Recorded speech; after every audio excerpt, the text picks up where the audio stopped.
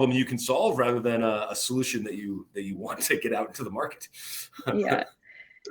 So actually my supervisor, Dr. Brell, had recommended that I go talk to Merle Olson. He's like, there's this great guy. He helped me with my Acticoat animal studies down in Calgary. He's a vet, but now he has his own business. And Merle's whole concept, like he has 50 to 60 products. And again, he's in the vet space. So he took all those problems that he was seeing when he was working as a vet and then came up with these solutions. Because he's a vet, he can kind of compound pharmaceuticals and things like that and provide vets with solutions to all these problems. And so we met with Merle, and he just is like this idea generator. And one of the problems that he said, like, he's like, I'm not currently in the small animal space, but I know that kidney disease was a huge issue because pets come in. It's like 1 in 3 cats will be affected by kidney disease in their lifetime and 1 in 10 dogs. And so he would, as a vet, see pets coming in that were really late stage kidney disease, and they had gone undiagnosed, and they were, in many cases suffering and only live for, a week to a few months when they're late stage. And so his thought process was, if you can come up with something that's an earlier screen or a more affordable screen, then people can start screening their animals before they actually see signs. Because oftentimes when you're at the vet and they offer you the $300 blood work, people will say no because they don't see any changes in their animal's behavior. So that's kind of how the problem came about of like, okay, if we could offer a $20 test to pet owners as just a screening tool, not to diagnose kidney disease, but to show them or convince them that they should be paying for that blood work, then we could extend the lives of pets. So that was kind of one of the problems that we then dug into a little bit deeper. So if you could if you could catch the early onset or early indicators for kidney disease, you could take measures as a pet owner to address them. Extend their life. Extend their life. Yeah. Yeah, you can actually extend your pet's life by up to 3 times by just doing something like changing their diet. So if you lower the protein content in their diet, makes it easier on their kidneys, and you prevent the damage from progressing.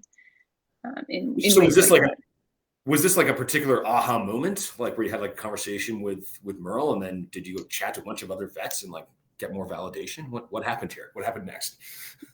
Yeah, I mean, it was like 3 years ago, but that was something that we added to the list. And then we actually had 2 or 3 different ideas that we were really interested in and thought we saw as a big problem and thought that we could make an impact on with our background.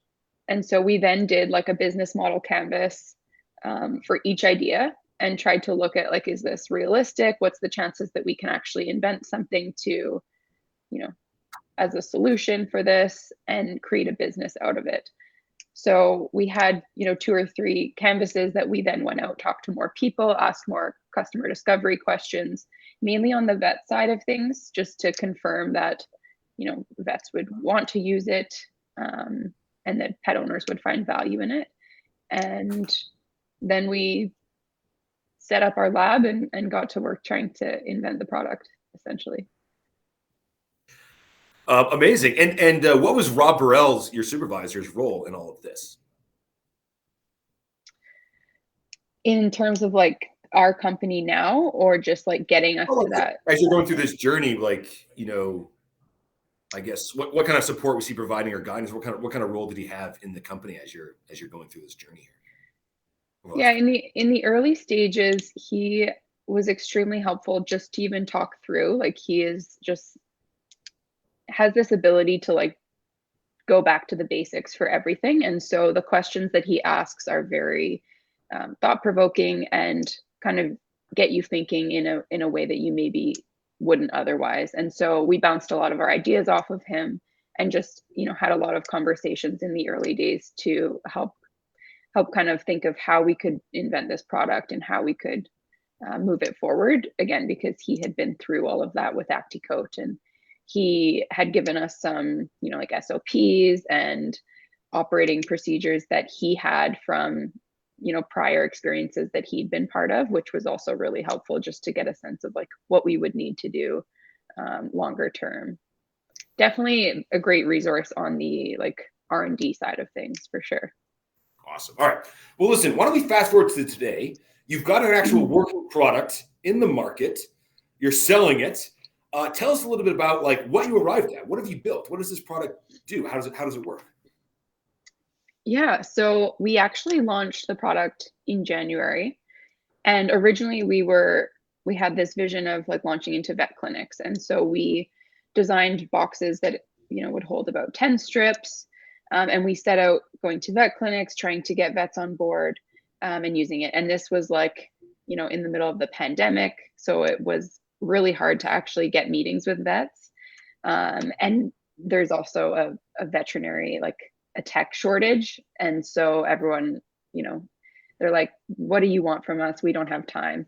So there was a lot of challenges there trying to sell to vets, but we did learn a lot from that first kind of product launch.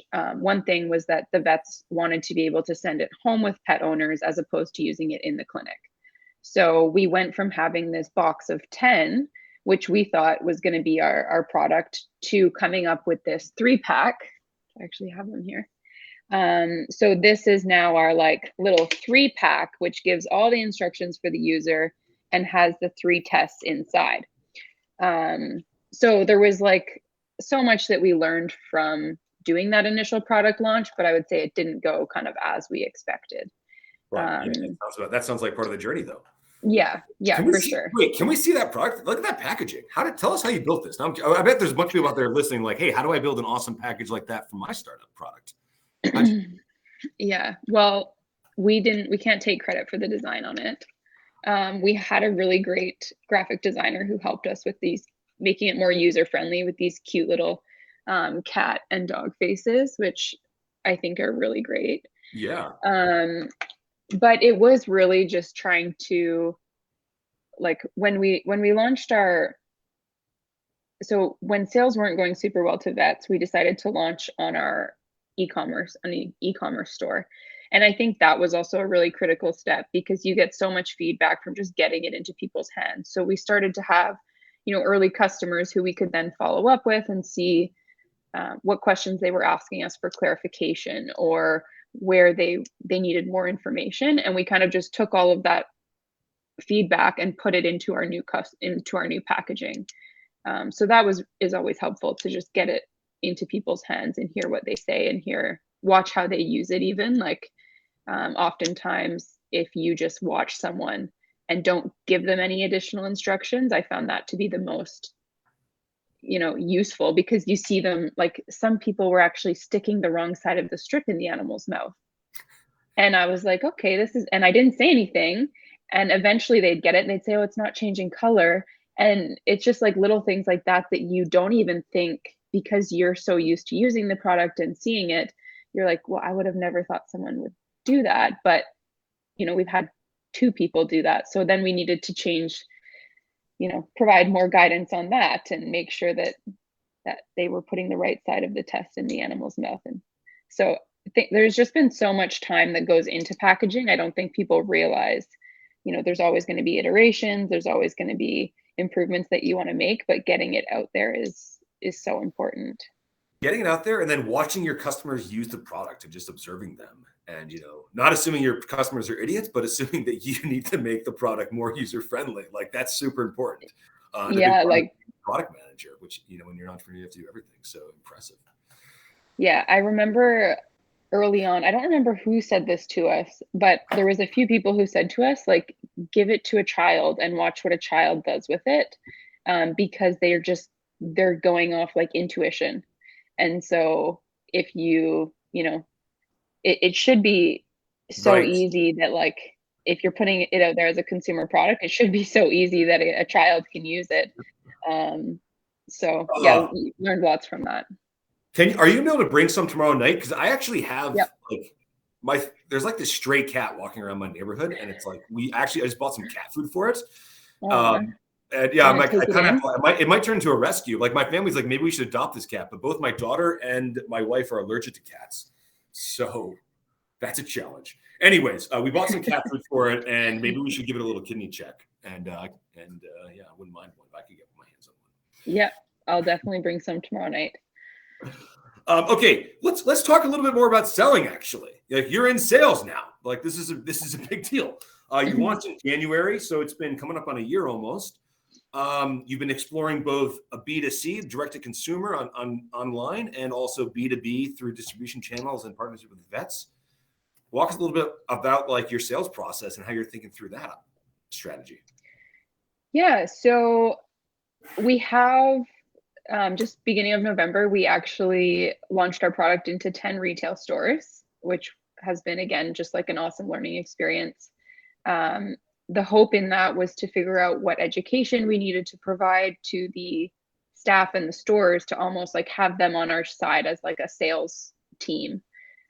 Because what we're kind of learning is that there's people who go to the vet and really rely on what the vet says. And then there's all these boutique stores which offer education and, have maybe a little bit of a more day-to-day or week-to-week interactions with clients.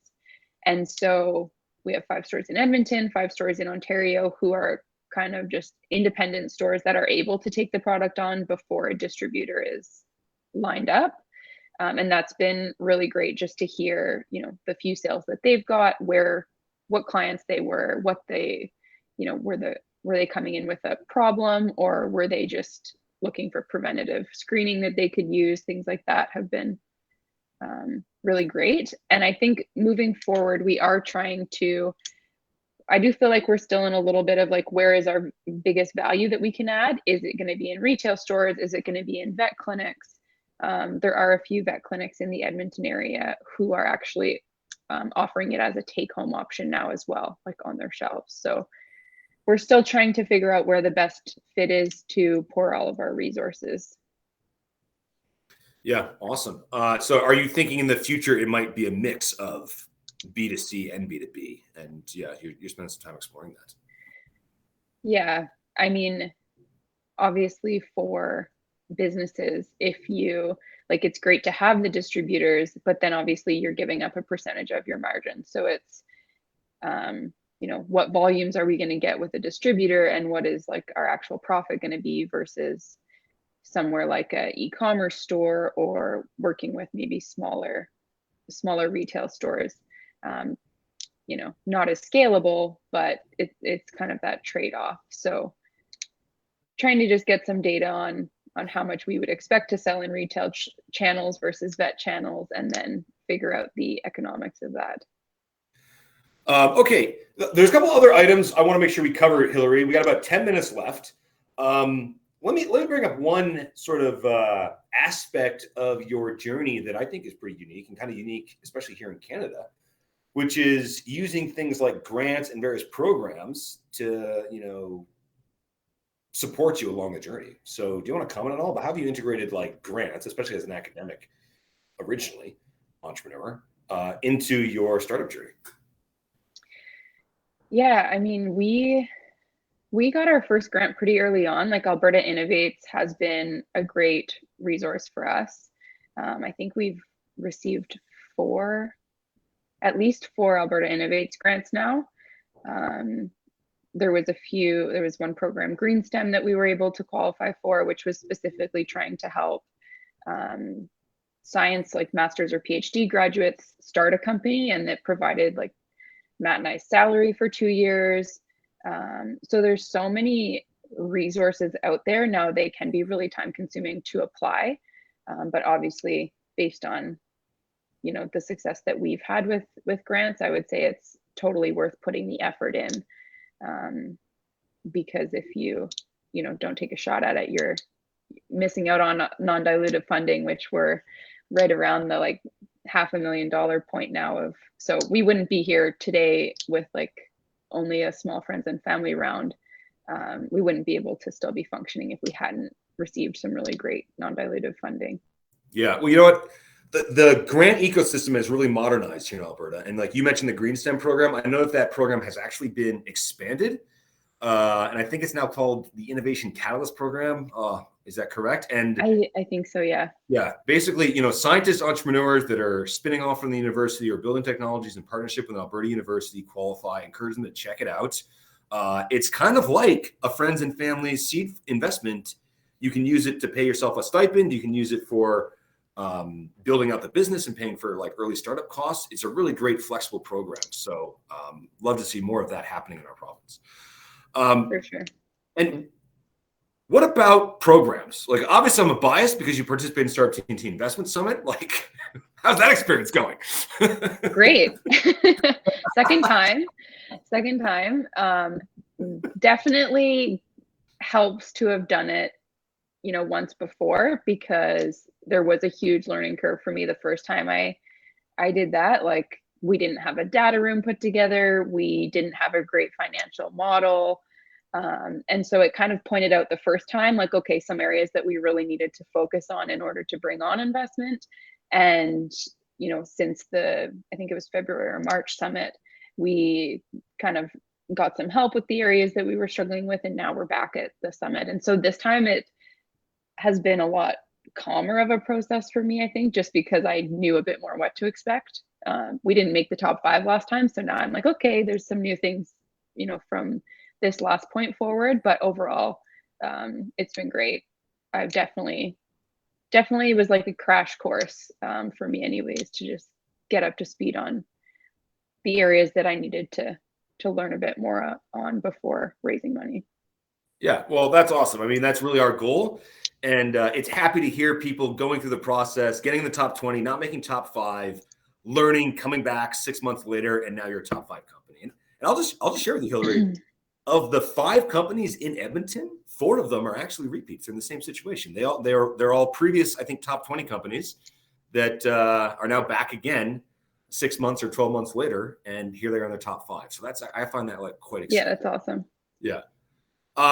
Okay, let's talk about what's next for Kidney-Chek. You come a long way. You've used a bunch of grants. Now you're talking to investors. You got early sales going on. What's the next chapter look like for Kidney-Chek? Yeah, so we have a few unique things happening. My co-founder, Matt, is actually looking to transition out of the company. So that's something that we've been kind of working through and trying to figure out what that looks like. But we are going to be looking for someone to, in the upcoming months, to kind of join our team with a little bit more of a like founder type role. Mainly, we've kind of identified that we are lacking in the like sales and marketing area because we are 2 technical founders. And so I definitely foresee us, once we find that product market fit, bringing someone onto the team who can really help us nail down the process and scale it, I think is going to be really critical for us. So we are trying to really focus in on this product and finding its kind of that biggest value proposition, and then we're going to be trying to build up a team to help us execute. Yeah. Okay. Well, that's pretty exciting. That makes a lot of sense to me. Do you have any advice for any other entrepreneurs that might have, co-founder breakups happen all the time for various reasons? What's your thoughts on how to manage that situation well for anyone that might be listening? I think the biggest thing is just like scheduling in, for us anyways, scheduling in like time to talk about it, because I think in the startup, bubble, or at least for me, like I just want to get out there and do the things that I would see as like productive to move the company forward. And so it's hard to not just like, we talked about it and then it's like, okay, like it's hard to not set that on the back burner. So I would just say like, it is something that, we've found really helpful to just like schedule in 30 minutes a week to talk about it, to move it forward, figure out next steps, and really like put those items as a priority on the list to just work through it as quickly as possible. Well, one thing that comes off in all of your conversations, Hillary, is you're very open and transparent and honest. So I feel like that's probably helping a lot. Yeah, and my co-founder is as well. So I think there was, some horror stories that I heard of other, breakups, and it's obviously something that's hard to work through. But I think just being open and candid is, open communication is going to help. Yeah. And, I just want to share with everybody who's listening, like, this is a normal part of life. Like I know plenty of entrepreneurs that are out there, and I've been experiencing it myself in my own life where, hey, we've grown in different directions. One person wants to go one way, one person wants to go to another. And it doesn't have to be a terrible breakup. It can be like an amicable breakup. I've got plenty of ex-co-founders that I'm on awesome terms with. even though we broke up, so to speak. So just leave that thought with people. Okay, listen, we've only got a couple minutes left. Hillary, anything you want to share? Any advice you want to share with entrepreneurs? Maybe, as a scientist entrepreneur, somebody with a PhD, spinning out a company from a university environment, maybe tailored anything to like, graduate students that are in the university ecosystem right now that might be thinking about entrepreneurship as a career path. Any advice for them as they think about their journey? I mean, the one thing, I listened to a podcast recently that was talking about this, and it just really resonated with me of like, if you're thinking about starting a company, or if you're interested in, joining a startup, I would say, obviously depending on the stage of your life that you're in, and if you need a huge salary or things like that, but generally I would say like go for it, because from my experience, you are going to get given so much more responsibility, and you will, like, in the last 3.5 years, I have learned so much in a huge number of areas. And I think that there's just a lot of value that can bring to any future career that you want to go into. So it'll help you learn what you like, what you don't like. So I would just encourage people who are thinking about it and maybe a little bit hesitant to try it out, even if it's just for, a short period of time. And I think there'll be so many skills that you'll take out of it. That's awesome advice. 100%. It forces you to learn things that you probably didn't think you had to learn previously, and it makes you a much more well-rounded person. So, okay, awesome feedback. Great. I think we're going to probably wrap it up here, Hillary. This has been a great interview. I've learned a lot today. I hope the audience has as well. And if you want to meet Hillary and other entrepreneurs just like her, please join us tomorrow. Startup TNT Investment Summit number 6, happening live at Edmonton, Calgary, Saskatoon, and Manitoba. Can you believe this? Winnipeg, Manitoba. Very first summit happening live with us tomorrow. We'll be investing with, I think, 95 investors that we have, 20 companies, at minimum 4 investments, hopefully a lot more, and we'll see what happens. And if you'd like to listen to more chats just like this one, join us next week. Telling It Like It Is, our good friend Jade Alberts will be back in the driver's seat hosting another edition of Telling It Like It Is. So with that, enjoy the rest of your week, everybody, and hope to see you tomorrow. Sounds good. Bye-bye.